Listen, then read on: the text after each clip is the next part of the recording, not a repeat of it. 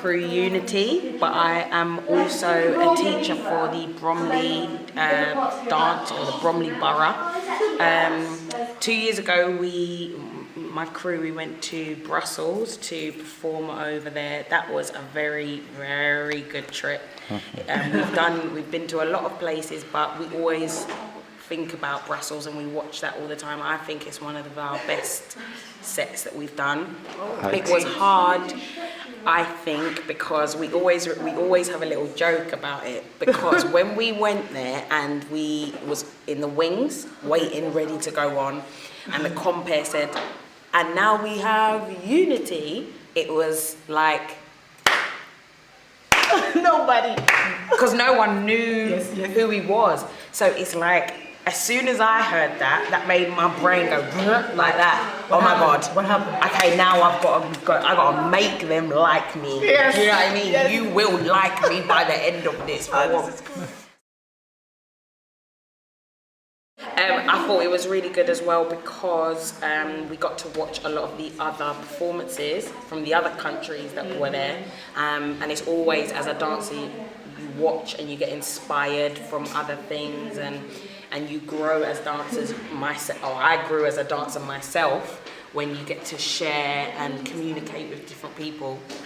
So I kind of use all of that, what I learned, and bring it back to England, where I have my own dance group, and when I teach young people as well, I like to make sure that they perform with energy. They're not even allowed to not dance with energy. Are you? What? Are you not allowed to dance with energy? Yeah, we're not allowed to do that. Exactly. What will happen? I wasn't sure if we get smacked. Spanky. Okay. It's the backhand one. So yeah, they know exactly, because the way how I perform, that's how I feel everybody should perform. They should perform at my level or more than me. Like, they should be pushing more than me. So when we're in rehearsals, I tend to sometimes do the routine next to them, so that you can see in the mirror how I'm doing it, and you need to do it exactly the same. But as for my group, we are doing quite a lot as well. In August, we will be going to Las Vegas in America. With Unity, right? With the Unity, yeah. To do their HHI, it's called Hip Hop International, where all the best crews are literally going to be there. So this is probably going to be the hardest thing that we've done competition-wise.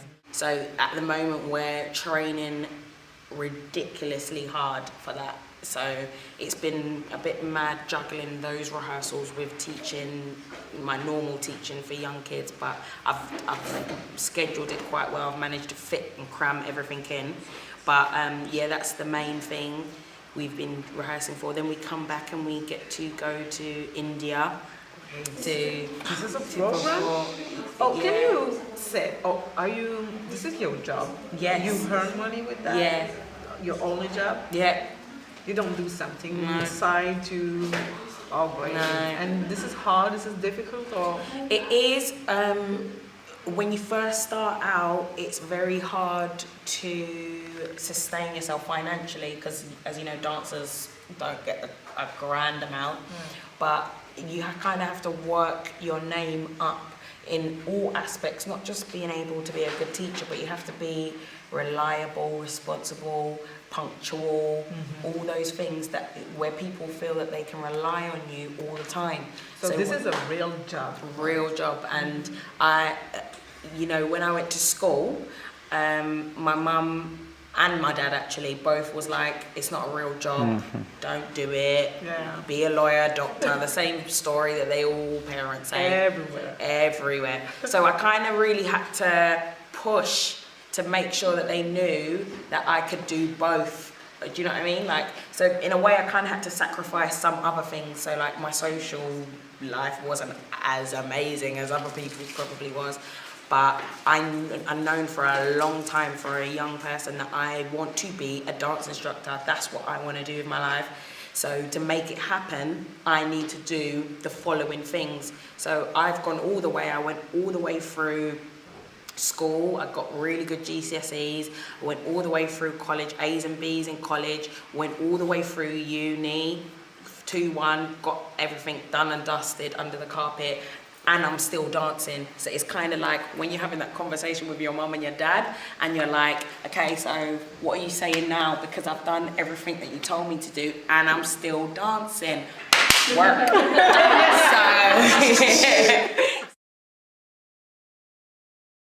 Every country has their hood or ghetto, I suppose.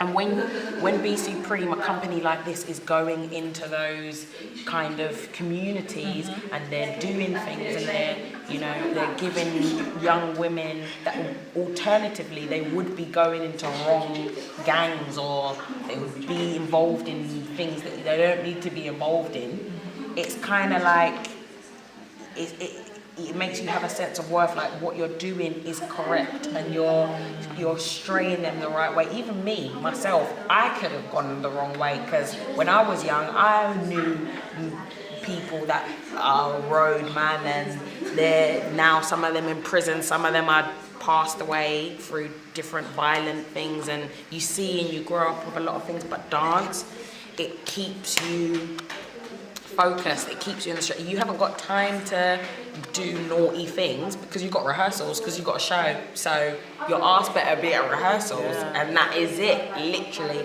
you've got rehearsals, school, bed, rehearsal, school, bed. And that was my life as a young kid, and I wouldn't trade it. If I had to do it all again, I wouldn't trade it. So that's the kind of lifestyle that if I can, I would like to give to other young people. I think they deserve it. It's a very unique and amazing childhood that I've had, and I think everybody should be entitled to it. So yeah.